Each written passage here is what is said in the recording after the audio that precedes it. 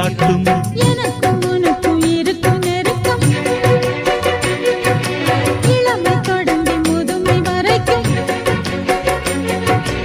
இரவும் பகலும் உறவை வளர்க்கும் இடையில் இருக்கும் தடையை தகர்க்கும்.